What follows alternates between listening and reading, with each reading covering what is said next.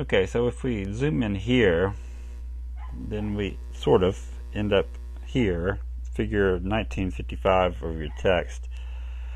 This is actually a different integrand structure, and it's upside down relative to the other one, and I'm going to have to reverse it in just a second to talk about signaling. But for now, here's the integrands that have that characteristic heterodimer alpha beta subunit organization, and it could be alpha 1, beta 5, etc., etc.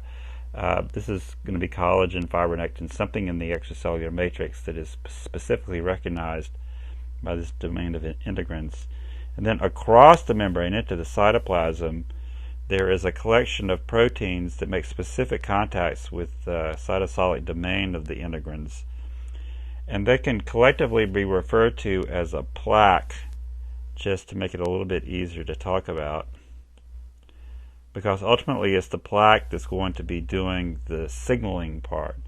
But before getting to that, I want to mention that as far as the structural role is concerned, what the plaque does is mediate the attachment between the integrands and therefore the extracellular matrix and the actin cytoskeleton. Okay, so that if we go back to our original diagram, and what I'll try to do is just to flip this to see if it's maybe a little bit less confusing.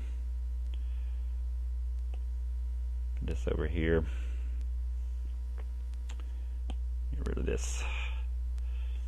Can redraw it, I guess.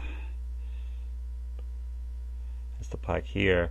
So now here's the extracellular matrix and integrands and the plaque, like so. And then if we invoke the actin cytoskeleton, the way it would look would be as a series of actin filaments that emanate away from the basolateral surface of the cell into the cytoplasm, extending out to the periphery of the cell. Those are going to be parallel bundle of actin filaments, and we haven't talked about actin, but just take my word for it that that's what is being shown.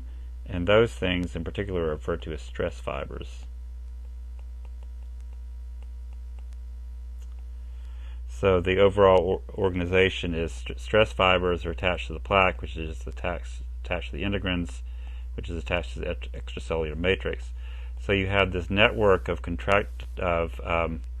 parallel bundles, non-contractile as it turns out, that essentially serve as the interior rigidity for the epithelial surface. They basically act like the internal frame of a backpack.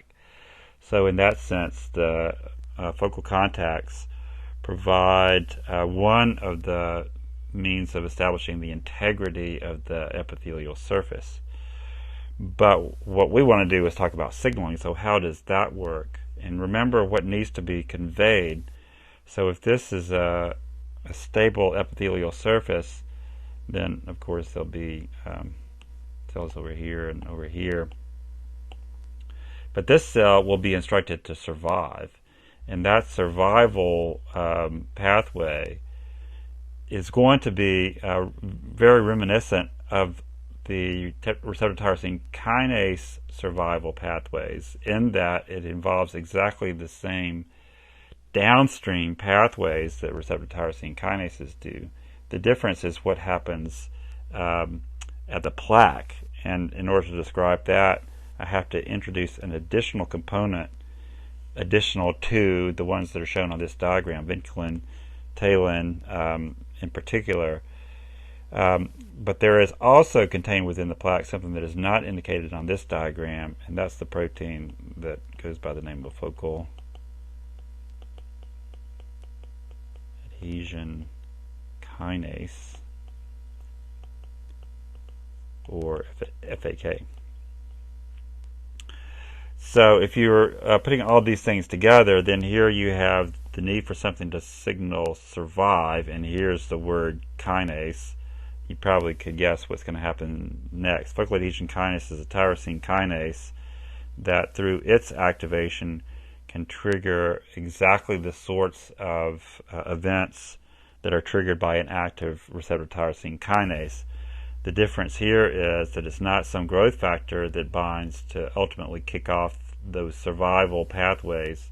Rather, it's attachment that serves as the activating beacon that leads to the formation of those recruitment domains, phosphotyrosines that are recognized by SH2s, etc., etc., etc., leading to pretty much the same things that we would get out of a receptor tyrosine kinase that is activated in some cases MAP kinase pathways, in pretty much all cases activated pro-survival pathways associated with the PI3 kinase pathway. Okay, so this is a very nice way to trigger or to tie attachment into survival. But what about that case in which we had a cell that is leaving the epithelial surface and potentially is dangerous if it is not instructed to die? So keep in mind that the default pathway for a cell is apoptosis. So the way that works in the case of the detached cell that does what it's supposed to do, that is, it undergoes apoptosis, is that detachment leads to the dissociation of focal adhesion kinase from the plaque and inactivation, and therefore you no longer are stimulating these pathways associated with the intact plaque. So by detaching, this cell no longer has the focal adhesion contact plaque, and as a result of that, it doesn't have active focal adhesion kinase, and therefore it is not signaling these pro-survival pathways. In the absence of those, the default pathway is to die, so this cell undergoes apoptosis. Now, as you probably can guess, in the case of many cancers that stem from epithelial cells, which many of them do, a lot of those are cells that have mutations in focal adhesion kinase that are not inactivated when they're supposed to. So in those cells, detachment does not result in the end of signaling those survival pathways. They are on constantly. This cell survives and then potentially ends up somewhere else, becoming a tumor and leading to metastasis and death of the patient. So that signaling pathway is an integral aspect to the survival of multicellular organisms by maintaining the integrity of these single-layer epithelial cells surfaces that involve fairly actively dividing cells that are replenishing themselves, but they are dividing in a very controlled way, and part of the control is through the focal adhesion kinase.